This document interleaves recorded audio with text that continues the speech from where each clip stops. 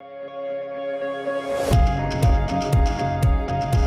on the show, I have the pleasure of speaking with Ryan Wright. Ryan is the CEO of DoHardMoney.com. Ryan has been investing for over 19 years, and throughout his career, he saw the difficulties of getting funding quickly and reliably, and that is where the idea to DoHardMoney.com came from.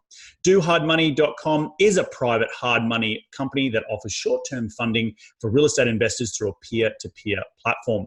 Ryan has also published 3 books, which are The Most Powerful Secrets in Getting Short Sales Approved, 7 Short Sales Myths and How to Overcome Them, and How to Get All the Money You Could Ever Want.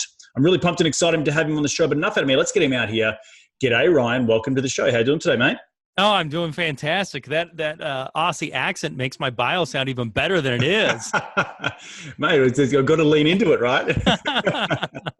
Mate, where are you dialing in from today? So I'm in Salt Lake City, Utah. Beautiful, beautiful. How's the weather out there right now? Well, thankfully, we're having the wettest spring we've ever had since like 1867 or something, second wettest.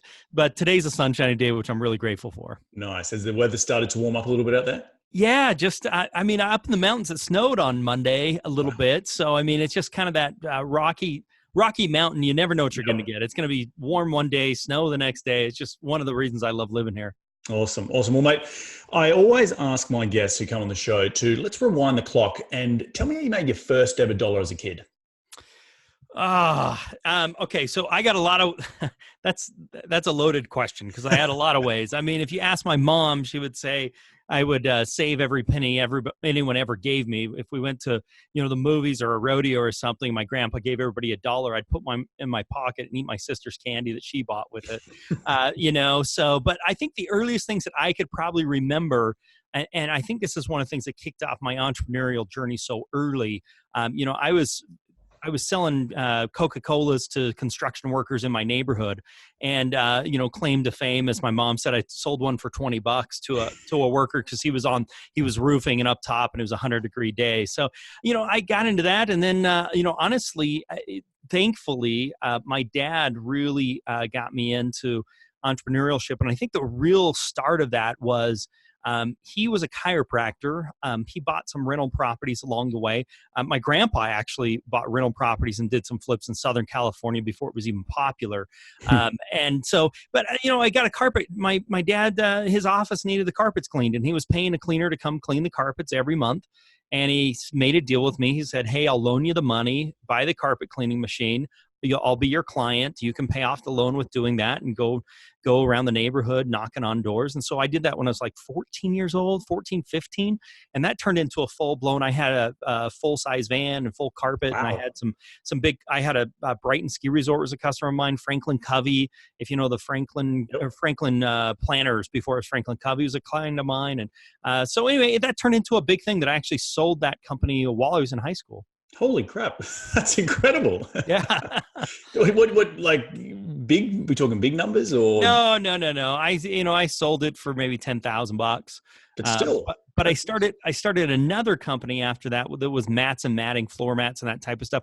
And I sold that one, and that one paid out pretty well. I got residual payout on that for 5 years. And so, wow. After I was married, paid my car payment and, all that when we were newlyweds and going to school and that type of stuff, that was like manna from heaven. So.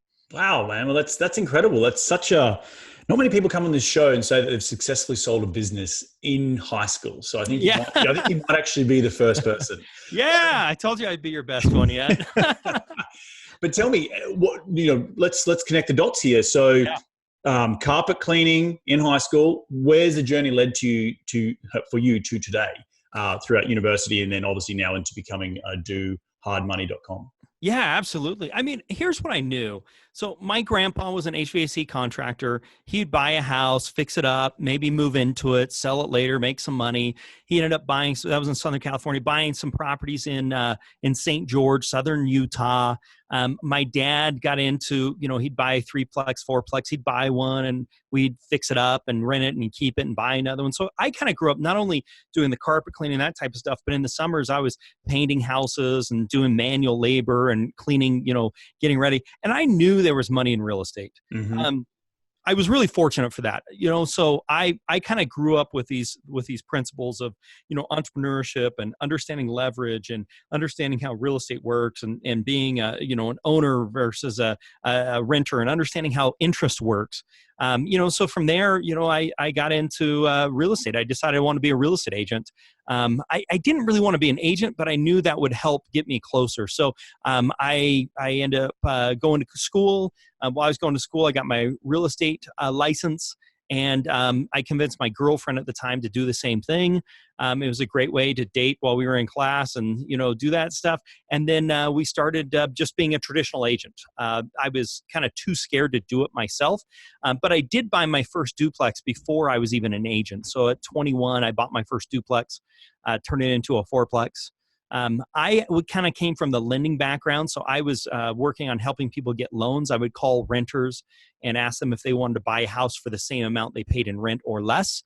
And then my wife would then take them and show them properties, and they'd end up buying a house from her. And so we were just helping people buy their first house. That's kind of where it all started. In the same time, we were working on growing our own investment portfolio, because I knew buy rental properties. So I was buying duplex, and then, save up some money, buy a fourplex, that type of stuff. So that's kind of where the journey, it's continued to lead from there. So. That's awesome. So it sounds like your grandfather and your dad had a massive influence on your upbringing and to get you into the trajectory that you are today. Like, I don't think we'd be sitting here if they didn't have such a massive influence on your career. Yeah, I don't think so. Not for real estate. Maybe I'd be sitting on some other podcast for technology or I don't know what, but definitely for real estate, because I just saw I saw all the blessings that come from owning real estate, and in so many aspects of life. Yeah. Well, so let's dive into, what you've noticed and how you've reacted to the market, because in your bio, in the introduction, you've been at this for nearly 20 years. And in that time, you've probably seen a lot of stuff happen, come and go, recessions and cycles. And then you were in your bio, you're talking a little bit about the reliability of hard money. And for all those folks who maybe listen to this show but don't necessarily understand what hard money is, do you want to just maybe fill the dots? Yeah, absolutely. I mean, I think it kind of continues with my story when we were buying rental properties, helping people as an agent. And then we said, we got to get into this investing game. And so to do that, we said, we're going to start flipping some properties, and, went to a seminar and got some information, read up on it. But I was too scared to do it myself. I was just too scared. I'd already bought, some rental properties, too scared to flip the property. Fear just overtook me. So what we did is we found people that wanted to flip the property. And so we found the deal, and then we'd sell the one. So they had to buy it with us and sell it with us. So we'd make commissions on both sides. We doubled our commissions. And we also didn't have to work nights and weekends and be an adult counselor to, husband and wife that are fighting over which house to buy or what to do. And so we started doing some of that and helping those guys do it. And eventually we got to the point where we started doing our own deals. And so we started flipping our own, overcame that fear, which took some time, and transitioned out of plexes into rental properties, just single family houses is kind of the direction we've gone. And then from there we got into lending. And one of the things that I realized, lending and then software, which is a big part of our business right now, because software has just changed the game so substantially. But to really answer the question on that is, I realized in buying these properties how difficult it was, because we'd go find a good deal, and then we'd call somebody up and we'd say, hey, we found this deal. And they'd say, oh, I watched the news last night and there was a shooting there, and I'm not going to fund your deal. But we spent 3 months finding a great deal. And then we'd say, well, where will you do it? Okay, we'll do it on the East Bench. And then we'd find a property on the East Bench and give up that deal we had because we couldn't get it funded. And then on the East Bench, we'd find a property. We'd call up the guy and he'd be like, oh, I'm out of money. I used it for something else. And then it's like, it took us months to find this. Now, again, this was a long time ago. We're talking 15 plus years ago. So the world's changed quite a bit. Right. But one of the things that I noticed was it takes a lot of work to find a good deal. And you want to make sure before you go find that good deal, you've got the backing, the money, you'll know what they'll do and what they won't do. We got really frustrated because every time we call somebody, it would be like, well, give us the deal and we'll take a look at it and we'll see. And I'd say, I want to know what you'll do and what you won't do. Just like, give me your freaking parameters and I'll play within them. But don't play this game of like, bring it to me and Right. some magic wand will decide. Like, what will you do and what you won't do? So that kind of got us into one of my clients, actually, that in the real estate side, we helped him liquidate a bunch of properties. And one day he came into town and said, hey, I've got a few $1,000,000. I really trust you guys. We've done a bunch. What should I do with it? And I said, hard money, man. This is the way to go. And so we started doing some deals and became really popular and grew from Utah to Texas to Georgia to Virginia. So now we're in like 30 states in the major metro areas in those states. And we provide tools, resources, capital, and in helping people become successful real estate investors. And all in the residential space or the resi space, right? Anything under 4 units. Yeah, for the most part. Yeah, I mean, we're doing a few, we've got a few opportunities that we look at occasionally bigger than that, but 99% of the time, we're just dealing with single family for the most part. And for all those listeners out there, the hard money aspect is really like you're a non-conventional bank. You are actually investors who, it's a pool of investors who pull their money together and lend to real estate investment opportunities that people find, correct? Yeah, exactly. I mean, what I like to tell people is, we don't really even care about your income. We don't really care about your credit. We don't care. All we care about is the equity in the property. So there's, when you go get a loan, they're more concerned about the soft assets, your job history, your income, your credit scores, all those types of things. We're concerned about the hard asset. So we want to make sure there's value in the property, and we're going to scrutinize the property. And we may say, hey, we don't think there's enough value in this for us to take on that risk, given you have don't have a lot of money, or you don't have history, or you don't have experience, or all these types of things. So we're not, there's a realm of possibilities here for hard money lenders, or a spectrum, I should probably say. There's some that really call themselves hard money lenders, but they want lots of money down and really good credit and lots of experience, and those types of things. Those are on almost as close to a bank as you can get. And then there are guys like us that say, we don't really care if you have a job or have ever had a job, as long as that values. But we're going to be more concerned about the value on the property, where they're going to be more concerned about money in the bank and all those different types of things. So there's definitely a spectrum. So that brings up the next question, which would be a segue into how do you develop those systems and trust as you're scaling a business across state lines? You just mentioned you're in 30 different states. I could imagine it's easy when you can touch and feel the asset in your backyard, but as you start to scale a business, which is part of what this show is all about, is understanding how to scale a business, I'm sure there would have been parameters in there that would shift you along that spectrum back towards a bank to make sure you're protecting your downside, correct? Yeah, that's exactly right. I mean, and some of your listeners, that may be overseas and saying, "Oh, I'm too scared to invest in the U.S." or something like that. I remember it. So I was an agent, I was an investor, I was a fix and flipper. I had my own rental properties, all in my lovely state of Utah, and we decided, hey, we got to expand past here for various reasons. And I was scared to death. My wife was even more upset, and so we started doing it. What we found was really interesting. We actually started to have more success in other states than we did in our own state. And one of the reasons is because we were easily got too emotional about the deal and not logical about the deal. So for us to expand into multiple states, we have to have reliable people, boots on the ground. Right. So we have evaluators that are going to the property that are agents or appraisers. We get 2 independent sets of values. We want those 2 values to be within 10% of each other. If not, we order a third evaluation, and we're going to use the lowest of those 3. So that's really the thing that we do to protect ourselves, is make sure we have good people and make sure we get multiple values and make sure we're conservative on those values. And that works for us 95% of the time. Occasionally, there's going to be a problem in there. And I think that's another big lesson learned, is investing. It does take risk, and you are going to lose some money occasionally. It's just part of the game. So just don't think, oh, I'm never going to lose any money. That's like saying you're never going to speed. It's just going to happen occasionally, even if you don't really speed. It's just going to happen occasionally. But what you're trying to do is look at it as the overall portfolio of win, loss, and that type of stuff, which we learned a lot of that through 2008.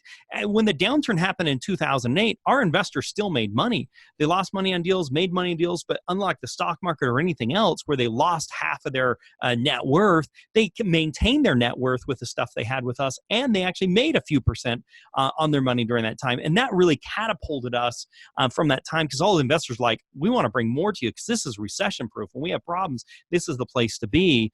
And, this year we made the Inc. 5,000 fastest growing company. We're like 1,800 or 1,850 or something like that. We've just really grown from there. The other big thing for us is staying under the FHA limits. So we don't do like jumbo and big and $1 million properties and that type of stuff, where most of the stuff that we're doing is a blue collar, 4 bedrooms, 2 bathrooms, medium price range where family can move in there. That's FHA price ranges. And that's kind of been the keys to our success, to going to multiple states and protecting ourselves against downsides. Make sure the value's solid, make sure you're not over FHA loan limits, and make sure you get multiple opinions of value. We also look at some risk factors from crime to, those types of things. We don't want to be in high crime neighborhoods. We don't want to be in, the war zones. We don't want to be low.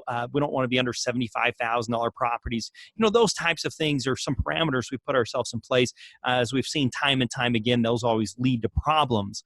And that's just trial and error. I think is the big things there. It's interesting. You mentioned under $75,000. My first ever property I purchased in upstate New York in Syracuse was for $38,000 all cash, because I came fresh off the boat. There was no one lending to me, and I was like, "You can buy what for $38,000?" On paper, it went great. Yeah, we had a drive-by shooting, and we eventually had to sell it. I didn't lose any money. Made a little bit of money on the rental for over a period of like 18 months, but it was more headache than what it was worth. Well, and that's really the key point here is you can make money on $30,000 properties. The question is do you want to deal with the headaches it takes to make the money? Right. One of my other investors, for lack of a better word, you could call him a slumlord, buys low-end properties, never fixes them up, puts, government-approved housing tenants in there and makes money, but it's management intense. He's always dealing with move-outs and peoples and shootings and, all kinds of crap like that. But the margin on it is huge if you can stomach and want to deal with it. On the other end of the spectrum, you've got nicer properties that, A-quality rentals where you never hear from your tenant. My average tenant stays 5 years. And that's the kind of tenant I want, but my margins aren't as good. Are you lending to people? So the question should be, what's your range of lending limit? And are you lending to rental people or investors who are looking to build a rental portfolio, or are you lending to fix and flippers, or a bit of both? We do both. So primarily, most of our business is fix and flippers, buy, fix up, and resell. We give them the money to buy it. We give them the money to fix it up, and then they resell the property. All like first-time homeowners, right? Like, so that under $300,000 sort of thing. Yeah. And to clarify, most of our people are new investors, new flippers, but we aren't lending to homeowners. They've got to be an investor, but they're reselling to like a first-time homeowner type of a situation or a move-up buyer. So that's most of our business. But we do have people that are going to borrow money from us, the rehab and the purchase, that are going to then put a tenant in there, refinance, and try and get in with a little to no money down on a refinance, depending upon what their financial institution will do on a cash out. And we also have some, most of the money we have is private, our own capital. We also have some relationships with billion-dollar hedge funds that we can just put you right into a rental, like a 5-year or a 10-year. There's going to be more qualifications around credit scores and those things, but it's not going to be like a bank, and the rates are going to be higher as well, but it's getting you into a deal you wouldn't otherwise be able to do. Awesome. I also had flipped a few houses in my time, and I remember the first ever flip I did was a row house in Philadelphia. Great great bones. It was next to a 3-story house, and so I'm a structural engineer. I did all the drawings myself. We put a 3rd story on there with a rooftop. Bought it at 110, thinking we'll put $150,000 to $170,000 into it. Cut a long story short, the GC was the issue. He stole money. He stole stuff, from the side. We had to take it over. Didn't get inspections done correctly. Ended up dragging out for a long period of time. And the ARV on that thing was going to be around 380 to 400. I think we sold it right at 382. We had no issues getting the sales price, but I ended up losing a little bit of money personally, but because I made sure my investors were made whole and got their interest that I promised them. But it was just a really interesting. It's hard, and the reason I got into large multifamily, commercial assets was because I could cash flow from day one, not necessarily deploy my capital for 18 months have nothing, coming in, and thinking it was going to take me 6 to 7 months, which it should have. It shouldn't have taken any longer than that. But because you've got to take over the property and you've got to grind it to the finish line, dealing with the local city inspectors, like I had my fair share of war wounds. But what is your perspective on flipping today? Like this was going back 2012, 13 when I did my flip before transitioning into commercial. What are you seeing? HGTV is all around, and what's the couple in Texas? Chuck. Yeah, Joanna. Joanna. Everyone thinks they can do it, and I was overhearing the other day on the buses, like someone was like, "Oh, he's got a flip." Like some old lady was like, "Oh, he's got a flip," like as if that's going to just make him money because he has a quote unquote flip. It's all these weird things that people think they can do. And what's your thoughts on where we are in the flipping market right now? Well, I mean, you bring up a ton of points I want to address, but the first one is I couldn't agree with you more that all the TV shows have glamorized flipping properties to the nth degree. I can turn on the TV, get a bite to eat, and by the time I'm having some mint chocolate chip ice cream for dessert, they've already made $100,000, and it was so easy. But I'll tell you the part they forget about that they never show you is how the heck they found the deal in the first place. So that's the first thing. And that should be, the whole show should be on that. There's that. And there's also they just never take into consideration the time, it's like, oh, yeah, we put in $100,000 and, it's like, how long, what's the time? Has it been 6 months? Has it been a year? Like, what are we talking about here, Overnight. It was 20, it took 15 minutes, the house. So it's glamorized. It's made it simple. It's made it easy, those types of things. The concerns you talked about with general contractors, that just plain doesn't go away. One of the ways that we mitigate our risk is we require a general contractor, and we have to vet that contractor, and we have project managers that work with a general contractor. And I can tell you about 50% of the deals that may pass values, we can't get to past general contractors or project managers, because if you hire the wrong contractor, the cheapest contractor isn't the best one. And if he doesn't return our calls and he doesn't have a license and that type of stuff, we're concerned. We don't want to give this guy money and have him run away with it. But those same concerns of him stealing money or running away or quality of work and all those things, those are huge. And so a lot of times a first-time flipper or someone that's getting, in the flipping game, may find a really expensive bid to come to find out the guy doesn't show up to work and he runs away with some money and you've got yourself in a problem. So we do things to mitigate our risk on that quite substantially. But that makes it harder to get a deal done. But that's because you want it to be harder to get a deal done because you don't want to end up losing money and having to pay money out of pocket and those things. So we're not going to take on those deals. If you've got 20% and lots of money and good credit and you want to get that deal done through someone else, go for it. But if you want to get started and learn the game, you've got to work with somebody that's going to say, we're not going to do this, right, because it's in both of our best interests not to do this. And here's the reasons why. And that can be a hard pill to swallow. As a matter of fact, we'll occasionally have somebody go and say something bad about us online because we said, we're not going to do this deal because of these reasons. It's like, well, and it's like, well, it's for your best interest, not just ours. I mean, we want to fund this deal more than anybody.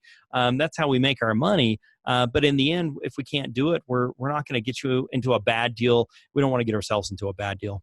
Okay. Yeah, I know you bring up some really good points in and around like the education piece of how essentially construction works, because that's really where it comes down. It's people management on the ground.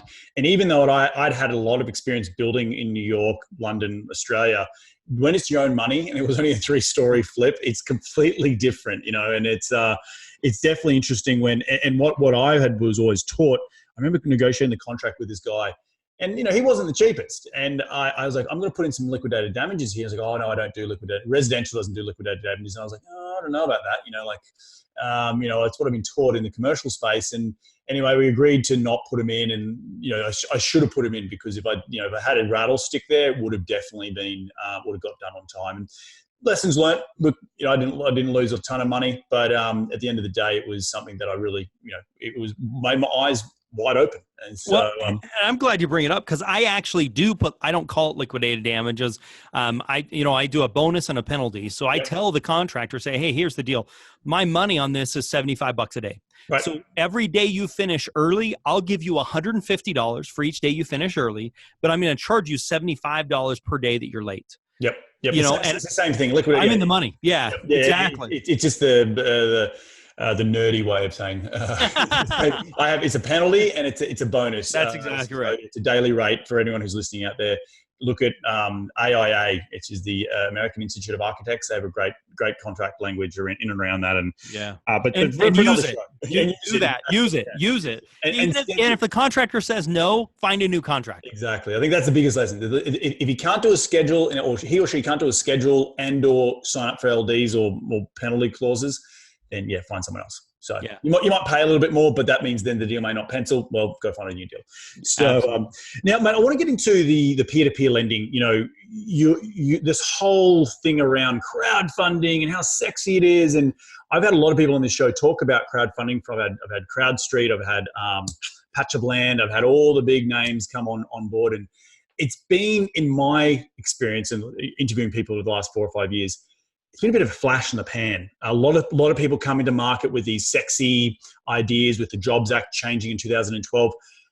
How have you differed? Because obviously you've hit the market prior to any of this changing. So firstly, how did you get your investors to come through the portal, if you even had a portal, and how did you stick with the SEC regulations? And then post 2012, when the Jobs Act changed, what have you seen in terms of all this crowdfunding and the hoopla around, like, oh, just invest money online, it's easy? Yeah, for sure.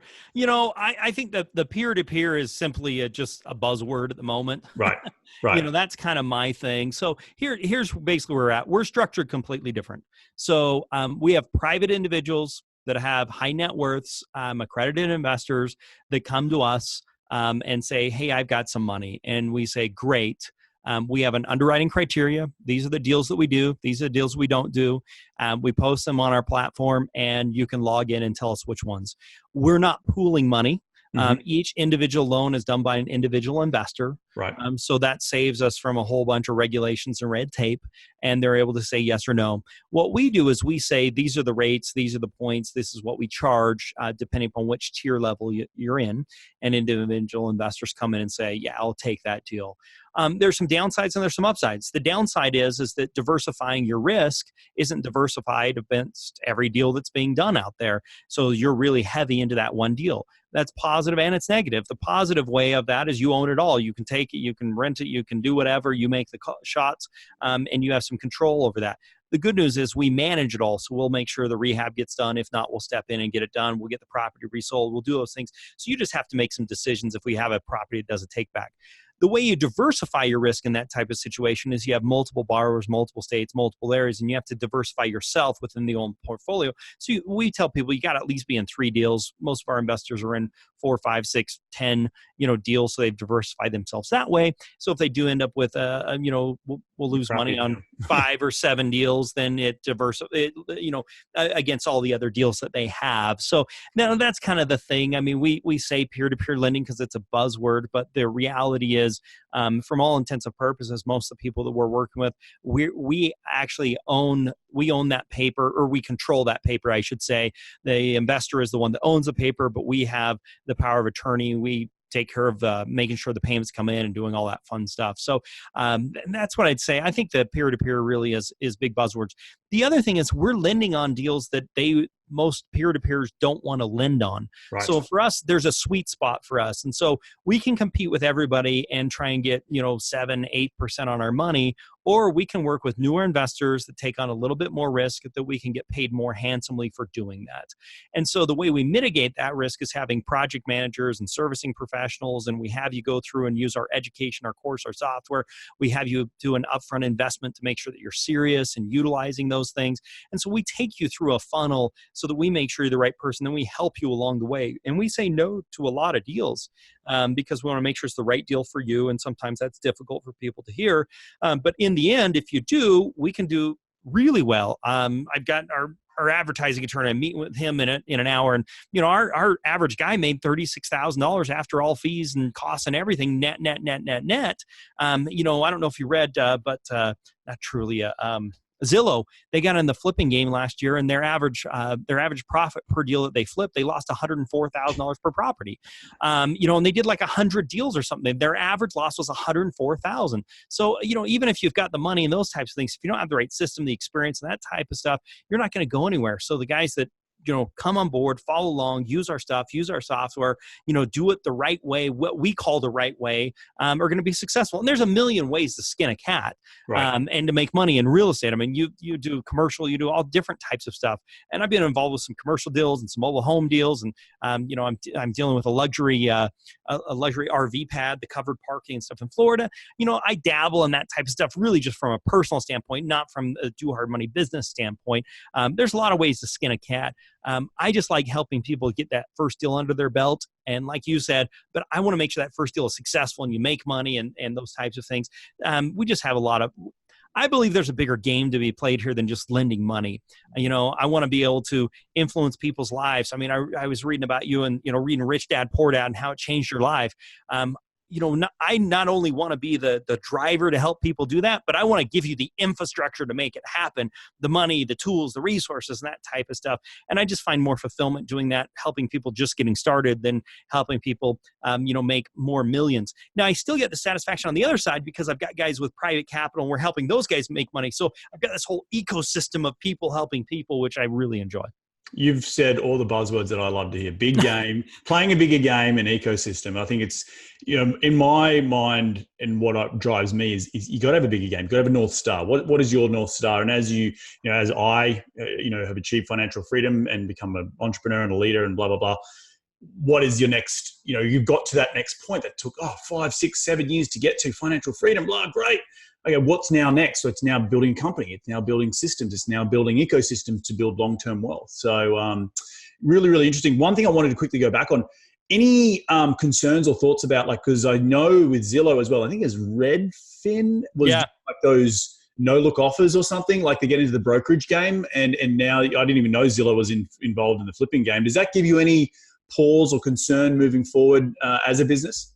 These big No, not really. I mean, our whole thing is we think that we're smarter than all of them or more agile than them. I mean, the reality is they're going to take the path of least resistance. Mm-hmm. So we really teach our people to go after off-market properties. So if you're trying to compete with everybody else on the MLS, you're going to be competing with the Zillows and the Redfins and everybody else like that are using computer logarithms to try and figure stuff out.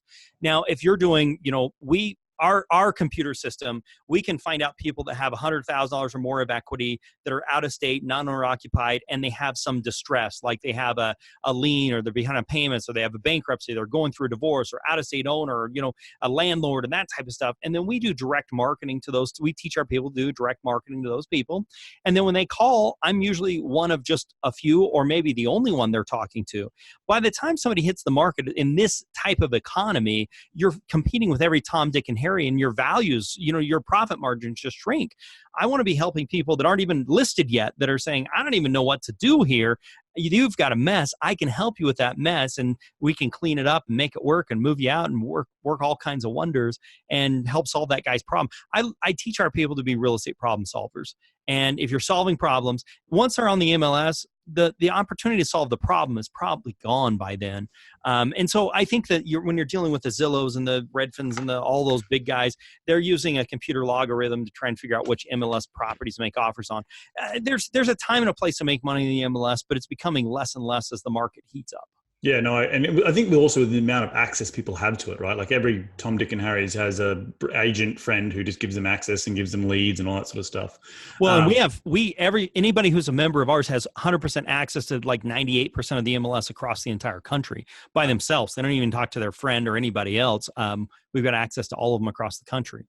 Awesome. One question I wanted to ask you is in and around building your business and building your systems around it. Because one thing I think you've done, just from having this short conversation with you, you've really recession-proofed your own business because now you're not necessarily on the investing side, which may be recession, not particularly in flipping.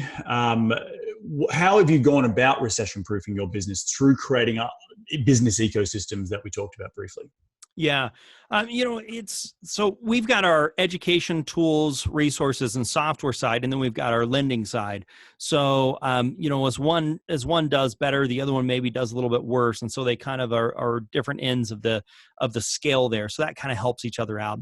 The other thing is we're doing short-term financing. We're not doing long-term financing. So if I get into a bad deal, I'm out of it 6 months later, and the markets.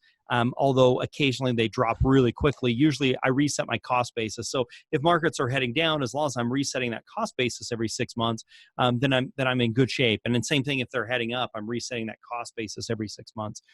Beyond that, just being really critical, making sure it's really a good deal. That's what it comes down to it. I mean, I think a good deal, if you get into a good deal, even if things go not so great, you can get out of it and not lose your shirt on it. But if you're on the margin and you're just so close, if one little thing's going to put you over the edge, it's probably a deal you don't want to do, especially in the hot market like this. If things change tomorrow, you can find yourself in trouble. We just don't want to touch those types of deals. And lastly, for changing in markets, being under the FHA limits is just like the key to our success. We don't want to be above FHA. That's just all there is to it. $1 million properties are so much harder to sell than FHA homes. And that's really the big thing that I think helps inflation proof us. In 1980, when interest rates hit 20%, FHA loans were still happening and homes were still selling. There was fewer homes selling because there was fewer buyers, but they were still selling. So if you're the cheapest and the nicest and you're in that FHA price range, you will always sell. There will always be a buyer for the cheapest and the nicest. So how can I always be the cheapest and the nicest property that's out there? And that's how we view our lending, is how can we be the cheapest and the nicest, and making sure that it's short term so we can get in and out quickly. Love it.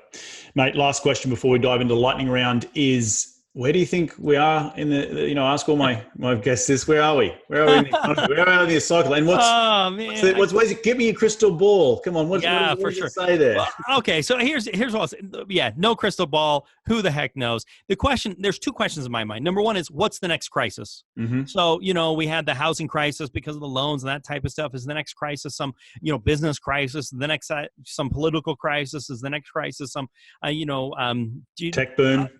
Tech boom, or North Korea when us get in a fight, or I don't know. And that's the real thing that causes all this stuff, is like, what's the next crisis? I don't know what that's going to be. It could be a variety. And what happens to real estate is really going to depend on what the next crisis is. So that's really the big thing. With that said, there's two other big points I'd like to make on this crystal ball conversation. I was having it earlier with an investor. One is one of the indicators I look at really heavily is actually the commercial world. So I've got a buddy that, Western United States, they do all the geotechnical engineering and that type of stuff.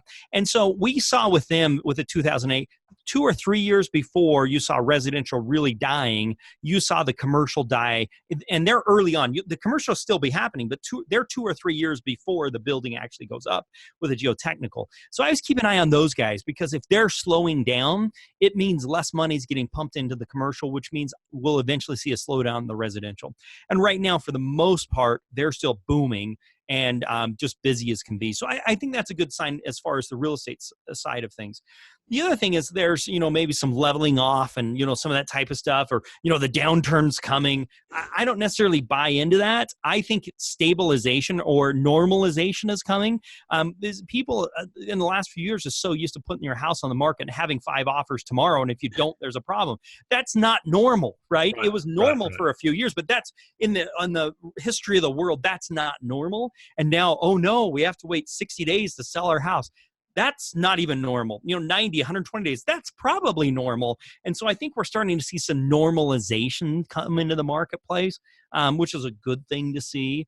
So that's my feeling, is I think we're seeing some normalization. I think we'll see some continued normalization to happen. I don't think we have anything big pending, something stupid that, tariffs screw up everything. I don't know. This whole ecosystem's so delicate. So I don't really know. Interest rates are lower than they've ever been, and that's artificially, helping people buy bigger houses than they were able to afford before. It's also growing. Yeah. Yep. And it's easy for investors to get loans on those types of properties. And, if you're in the rental games, get long-term funding right now. Now's the time to do it, because interest rates are really, really low, and you're not going to see that, I don't believe. So, there's pros and cons. I think it really comes down to knowing how to make money no matter what. Mm-hmm. where you're at. I mean, you brought up my short sale book. I wrote a book on doing short sales on residential properties. That strategy was a killer strategy after 2008. It's not that great of a strategy now. But if you know how to do it, if things change, you can know how to make money. So the question is, do you know how to make money no matter what the market is? There's great opportunity. I will tell you, if things change and we see 2008 again, which I don't think we're going to, get ready to buy. Start buying. Like Right. this is the time to buy. So start thinking about, how am I going to invest in things that if there is a downturn, I'm going to have liquid cash to go buy. When there's blood on the streets, that's the time to buy. 100%. No, and just to respond to that, I think interesting that you're listening or looking at geotechnical. Was a geotechnical engineer for many, many years, not in the ground up construction, but more in the mining. But what I've seen here locally, because I used to work for a developer, a lot of subs, and one thing we're not talking about is the cost of construction in the commercial space is it's ridiculous here in Southern California, in the Bay Area. And then this is a little bit inflated with cheap international capital coming in and buying up tier 1 locations in downtown LA's, San Francisco's, the New York's of the world. But I am seeing a lot of subs going bankrupt because they can't, or general contractors, they're not getting jobs done on time. These Class A multifamilies, I was involved with two of them in Long Beach, and 6 to 12 months overrun. General contractors just are struggling a little bit in the commercial space. So for anyone listening out there, if you have any dirt that you're trying to entitle to get building, I would be very careful of where, by the time it comes out of approvals, I think there's a big rush right now. You look at the local cities, Austin, probably Salt Lake City, a lot of people are trying to get approvals really quickly, like dirt approved, so they can get going, because they're worried about how long this cycle is going to last, and they don't want to be caught with the pants. And what happens when the music stops and the musical chairs? So there's that point of, I love what you brought up about that, but I want to just add a little bit of color to that. Yeah. And I think the stabilization and the normalization is completely correct. Like, we are just getting back to maybe some normalcy. Normalcy? Yeah, I like it. We'll go with it. But I think also the biggest point you said is know how to make money regardless of the market. And that is, back up to your education, resources, lending, you can tip and toe between the two as things ebb and flow. So I think that is the beauty of real estate investing, is that to create not just investing in the physical asset, but to create ecosystems around what you do, education, lending, and buying real estate. I really think that's incredible. So, mate, I like to end the show with diving into a lightning round called the top 5 investing tips. You ready to get into it? Okay, let's do it. Mate, what is the daily habit you practice to keep on track towards your goals? The biggest thing, and this is practicing daily, I'm working on what's called a painted picture. Mm-hmm. Which is just kind of like my vision of where I want things to be, 5 years from now, and keeping that in front of me and reviewing that, I think is probably the thing. I'll tell you, that's a work in progress, and it's a constant, where that is. But that ritual or that dogma, that belief system, I think is probably the biggest thing that helps me stay on track to where I want to go. It's easy to get, in a wrong direction, and you have to keep saying, okay, what do I really want? That's really what it is. To ask yourself is like, what do I really want? Not what do I want today? It's not like, no, what do I really want? Like, why am I doing this? What is it for? What am I trying to accomplish?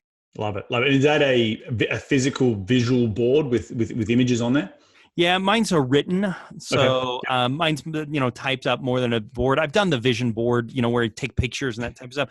I'm very visual, but, right now in my stage, it's not about having a nice car or a fancy boat or, that type of stuff. Mine's more like deep in my soul, things I'm trying to accomplish. I'm kind of past that. I'm getting older. I'm kind of past that phase of like, oh, I want a nice car. Like materialistic stuff. Yeah. Like that's something like I've got a car I love, like that stuff I'm over. It's more like, how can I change somebody's life? That's awesome. That's really cool. I think that goes back to what you're saying about doing the bigger picture, your North Star. Mate, question number 2, who's been the most influential person in your career to date? I mean, I'd be amiss if I didn't say, my dad, my grandpa, we kind of like talked about them and saying I probably wouldn't even be here if it wasn't for them. So I would say those two. Beyond that, I've had a lot of mentors. It comes back to this whole concept of like, when the student's ready, the teacher appears.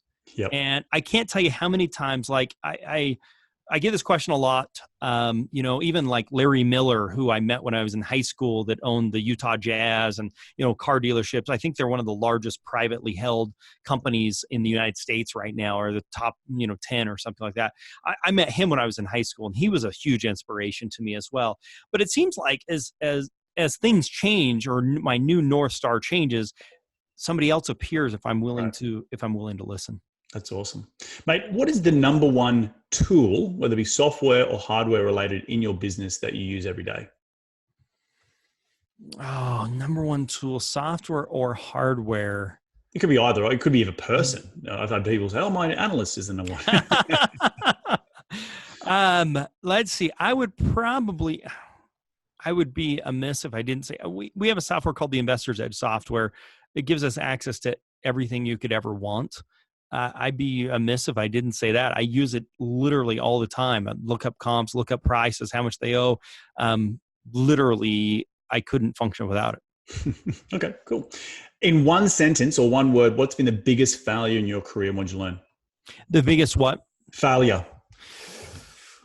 In one word? Or one sentence. We'll give you a couple. I'm long-winded. The biggest failure is this is going to sound weird. I'm trying to get to one sentence. That's all right. Take as long as you want. The biggest failure is the shots I didn't take, not the ones I took and missed. It's that regret, right? Like, I wish I'd taken that. Yeah. I mean, I look back in 2008 after the crash, we bought some properties, but I was so scared to buy more. I should have bought 1 million of them. But I was so worried it's going to get worse. It's going to get worse. And now properties that I bought back then for $100,000 are selling for $350,000. And, so maybe some of the shots I didn't take. That said, it's not like I'm losing sleep at night. I've had a great career. I'm still doing some great things, but I would say I wish I would have taken more shots. I'm scared. Fear kind of drives me a little more. Fear of losses, it drives me more than the potential of gain. And I think that's true for most people. Particularly as you get older, right? Shots. Yeah. Even when I was young, same thing. It's like, what's the risk? Maybe take a few more shots and take a little more risk. Ryan, you've been an incredible guest on today's show. Where can people reach you to continue the conversation? They want to be in your sphere. They want to reach out and say, g'day. Where do they go? Yeah. Just go over to dohardmoney.com. We put a special link for your listeners together so they can download our book, How to Get More Money You Can Never Handle, Real Estate Investor's Guide to Funding Deals. dohardmoney.com/investing-in-the-US, for your podcast listeners. So you've got it. It's a special link just for those who listen. So you can download that, grab that book. It's absolutely free. We sell it for $25 or something on Barnes & Noble, Borders, Amazon, that stuff. But your listeners can get a digital copy of that for free if they want to grab that. And you can find out more about us at dohardmoney.com. Awesome. Well, mate, thank you so much for dropping. And I just want to quickly summarize some of the big takeaways from today. I think, readjusting your North Star was probably an underlying theme that as you've grown in from from carpet salesman to broker, to university student, to husband, to investor, to now really a tech guy, where you're bringing all your sort of ecosystems in together. And really what you've learned, and now as you just sort of alluded to, that your North Star's evolving all the time, which is really, really important. But I think also the other big one is you've got to learn how to make money no matter what the market is. And you've been able to prove that over a long period of time. So well done. Did I leave anything out? No, I think those are great. Well, mate, thank you so much for jumping on the show. Enjoy the rest of your week and we'll catch up soon. Thanks for having me. Well, there you have another cracking episode jam-packed with some incredible advice. Please do jump over to Ryan's website, dohardmoney.com, get a copy of his book, or just reach out and say g'day. I want to thank you all again for taking some time out of your day to tune in to continue to grow your financial IQ, because that's what we're all about here on this show. And we're going to do it all again next week. So be bold, be brave, and remember, go give life a crack.